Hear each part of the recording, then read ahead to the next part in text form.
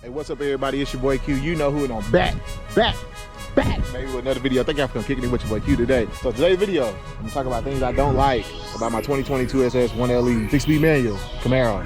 Here we go.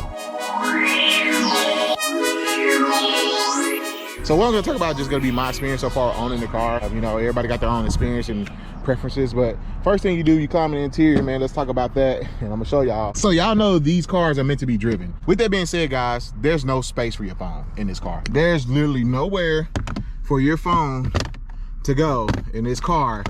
It's just you can put, the only way I put it right there in the cup holder. That's the best place for it. There's literally nothing you can put your phone in anywhere. There's no side pockets, nothing. If they just would have put like a side pocket like right here or something to help it out, that would be dope. But like, there's nothing. When you're shifting, this is gonna fall out. So yeah, that's the first thing. There's nowhere to put your freaking phone. Now I know these cars are meant for the track, and you probably don't want a phone in your way anyway when you're driving this car. It's really driver-centered car, so you really want to be focusing when you drive it. But it would be nice to have somewhere to slip your phone. And there's a few videos I've seen people figure it out, but yeah, it would be nice to have just a dedicated space. Second thing, standing in the interior, guys. The Camaro is small but big. It's weird. So when I say small, the width isn't that much in here for me. I'm 6'2", 300 pounds, and I'm wide, guys. I have very broad shoulders. My leg room, however, is excellent. Like, excellent leg room. I don't feel cramped at all, and my seat actually is not always back because I can't reach the clutch if my seat is always back. It's the shoulder width for me. So when I have the door closed here, I guess I'll go ahead and show y'all. It's extremely hot today.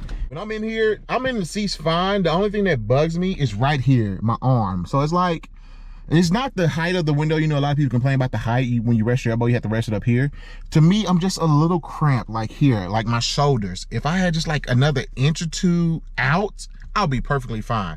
But sometimes I find myself just a tad bit cramped on this left arm here, just in the car. So that's really it. That's not a bad thing. It's not a fault of the car. It's just I'm a big person in a smaller sports car. So that kind of comes with the territory, right? The next thing, stick with the interior, guys. As y'all say, I'm a wide person. So my stance, when I say stance, my legs, how they naturally sit, I naturally sit wide-legged because my shoulders are wide, right?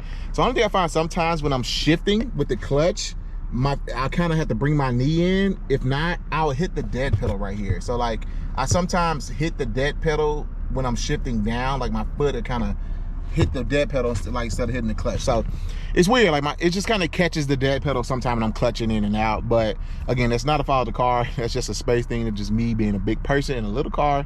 I just kind of understand that.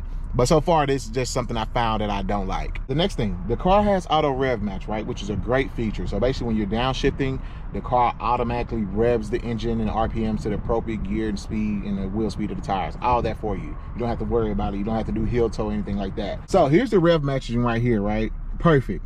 The only thing is you have to cut it on every time you get in the car. And I know some people probably don't want that technology assistance, especially people who really drive and track their cars, guys. They know how to heel toe and do all that stuff. So they probably don't want it. I think it should be an option, and maybe it is, that you can just leave this on every time you get in the car. The only way you can tell you got it on is your shifter, your indicator is orange. That means it's on. If it's white, that means rev match is not on. But you basically have to cut it on every time you get in the car, which is kind of annoying because if you forget, which I have forgotten sometimes, you go to downshift and it rocks you forward, it's like, holy crap, you know, it's kind of scary, man. So that's the only thing, man. Just, I wish you could have a feature to leave that on all the time if you want to, or set it to where you want it on or off when the car starts. Let you choose what you want from it. And I hate to say this, guys, I think my whole video is going to take place in the interior of this car, and the interior is gorgeous. Like, to be honest with you, interior is probably one of the best cabs I've seen. But I'm going to go ahead and get out because I've been sitting in the car the whole time. So let's get out. Oh, actually, let's stay right here. Getting out is a pain in the ass. I'm not gonna lie to you. I don't care who you are, this car is very, very low to the ground. So getting out, me being big as I am, like you can see, I hate that I'm kind of messing up the seat because I'm kind of pushing off the seat to get out the car. And I need to stop doing that because I don't want to wrinkle this up. But it's so hard for me to get out this car. Oh, get up, it's so low, guys. So like even getting out here, I'm starting to like sit here and get out, you know? So it's like messing up the seat, and I really hate that, bro. It's a sports car, it's low. I mean, even if you're getting in the freaking Mustang, it's low like this too. A Challenger, they're a little higher, they're not as low, but it's gonna still be a pain. Which leads me to my next point, is the speedometer, guys. So I'm not sure if you notice, in this car, the speedometer counts by 4 or 5 when you're accelerating. And to me, just to me, it kind of take away that thrill of you going very, very fast. You feel the power, right? You feel the speed going fast. But when you look down the speedometer and see it counts like 61, 64, 69, it doesn't give you the same thrill as 61, 62, 63, 64, 65, 67. Like seeing those numbers like in the Hellcats and the Scat Packs, or maybe the Mustangs too, those numbers count 1 digit. It just makes the cool factor in the car feel like it's going a lot faster. When you do it skips every other digit, it makes the car seem kind of blah, boring. Like it's hard to explain. If they just need to switch it to single digit, it would look so much better. I'm curious why they do that. I know a few other, I think BMW does that as well. Mercedes does that in their cars. I think that's one thing that kind of makes it a little boring from the cockpit. When you're hitting it, it just looks like you're going so slow, because it's like 61, 64, 69. It just doesn't give you that same, like, you're speeding up factor, like feel. The last thing I want to talk about, honestly, guys, is that I hate that Chevy doesn't advertise this car, not in just the 1LE package. I've never seen a 1LE commercial at all. Not even a Camaro commercial, not a ZL1 commercial. I just don't see any Chevy advertisement, guys. And I think that's the thing that makes me mad. It's such an underrated car because it just doesn't have the social media popularity as like the Mustang and the Hellcats and the Scat Packs and the Vets and all that.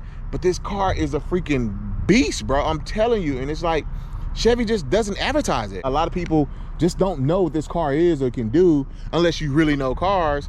That this car has 455 pound-feet of torque and 455 horsepower, and it's a 6-speed manual in this one. It has a 10-speed auto. They have the ZL1. You know, everybody knows the ZL1 is supercharged, but the 2SS 1LE and the S2S, they just don't get a lot of love. And it's like, it's very unfortunate that these cars are not more well known. So that's what my goal is, to get people more involved with these cars, because they're a beast, bro. Comment below, have you ever seen a Chevy Camaro commercial or a ZL1 commercial? Answer that question. Now answer this question. Have you ever seen a Hellcat or a Scat Pack or a Hellcat or a Mustang commercial, a Ford commercial? I'm pretty sure you have. Have you even seen a Corvette commercial? I don't even think I've seen a Corvette commercial, bro. Yeah, man, they just need to do more justice advertising cars, but I think they're discontinuing it anyway, so it probably won't really matter. I think they're discontinuing the Camaros again, but yeah, man, it's unfortunate because it's a great car. You're probably thinking like, you know, the blind spots. Everybody talk about the blind spot. Guys, to me, honestly, the blind spots, especially with the new rear view camera technology where your rear view mirror is a camera now, I can see everything around me. The car has blind spot monitoring. You can fix the mirrors to where you can see. I think the blind spots are fine. And honestly, for me, I don't really care what's going on behind me anyway. I'm more focused on the front of the road, and this car definitely allows you to focus on the front of the road. It's a very big windshield. It's not small at all. So to me, the blind spots are not bad. I'm gonna be honest with you. Is it small? I don't think it's small at all, besides what I mentioned, just the width a little bit. But look at me, I'm wide as hell. You know, a lot of people are not big as me. Leg room, I'm 6'2", bro. Leg room is perfect. I don't feel cramped at all. You know, like it's not that. So those things don't bother me about this car. It's a beautiful car. I love it so far. The more I drive it, the more I fall in love with it. So those things I named that I hated, I know they might sound kind of dumb and all that, but honestly, guys, that's really the only thing I hate about the car. Like, other than that, I love this freaking car. It's so much fun to drive every day on a day-to-day basis. It's comfortable as a daily driver. You can hop in and drive it down. You could drive I could drive the car probably 6 to 8 hours and be fine with it. Like, it's that comfortable for me. If you consider getting one, definitely don't hesitate, because it's an amazing machine. I promise you won't be disappointed. But that's all I got. It's your boy Q. I'll catch y'all next, baby. Peace.